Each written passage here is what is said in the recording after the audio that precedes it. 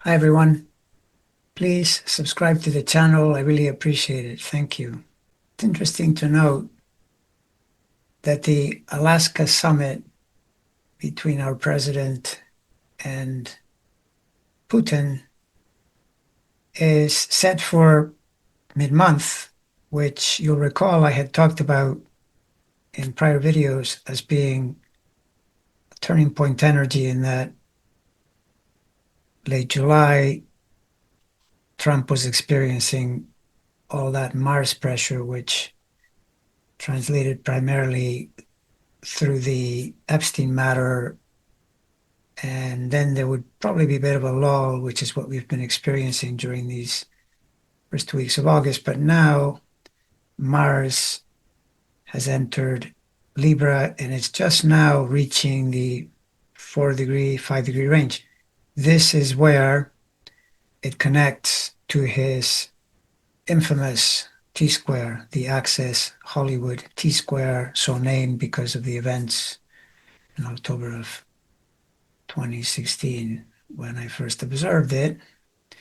And he doesn't like it in these degrees. Things tend to get overly hot, complicated, and nearly always turn against him.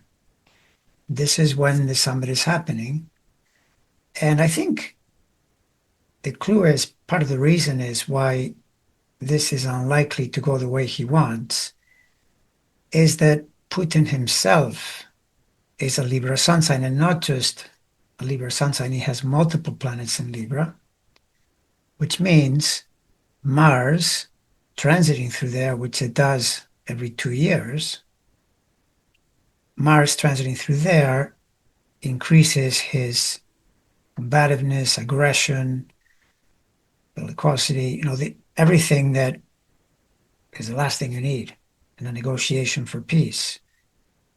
He's coming in to fight and to validate his aggression, which, at least on first look, most people think Trump is trying to tone down or find some kind of peace, even if secretly, although it's pretty obvious that he's always favored Putin over Zelensky in Ukraine, he's at least pretending to be the arbiter, to be the peacemaker. And in any case, from a political perspective, from a political point of view, he would want to have the conflict resolved, not exacerbated, not made worse.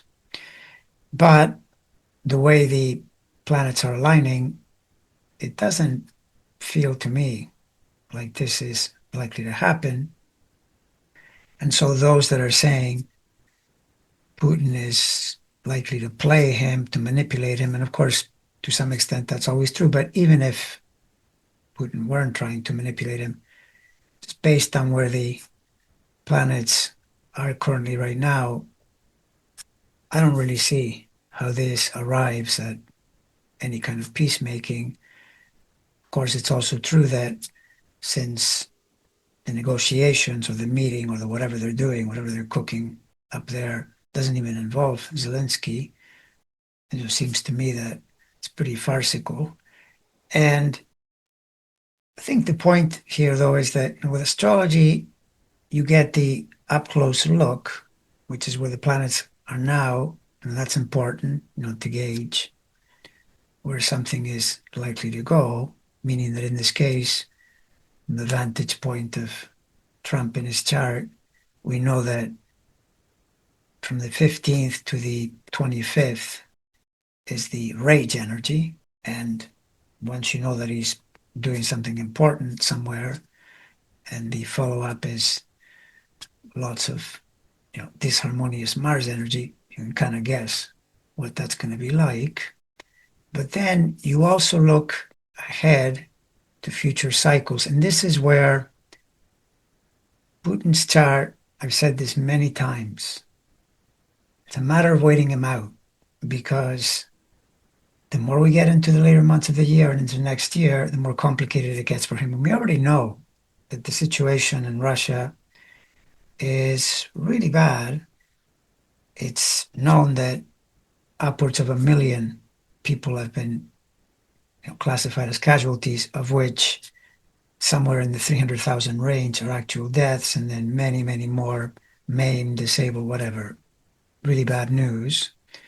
To which you add a cratering economy because he's poured everything into a war in which he's made very little progress considering how much bigger in terms of resources a country is like Russia in comparison to Ukraine, but it simply hasn't worked out. So if this continues, particularly when you're walking yourself into transits like he's walking himself into, this is what's happening as we go into later this year and into next year. Why? Because, for example, his natal Mars at 26 plus Sagittarius, that's his initiative planet, which currently over his Sun and Libra planets going into about October or so, a little less, but for the next few weeks, sure, it amps up his aggression and so forth. But then you look at the bigger transits, and number one, here he shares this impulse with Trump, meaning Jupiter and Cancer. For both these guys, Jupiter has signified overreaching, miscalculating. It's the expansion archetype running amok. And Putin has increased the aggression since the summer, since June, basically, when Jupiter entered Cancer. He's still under that energy. Jupiter in squares is notorious for the overconfidence and the miscalculation and things not working out. And so then when you see that as we go toward later in the year, especially you get to the November point, which is when Saturn stations in Pisces, direct square to that Mars. That's like a stop sign. That's something that puts the brakes on you.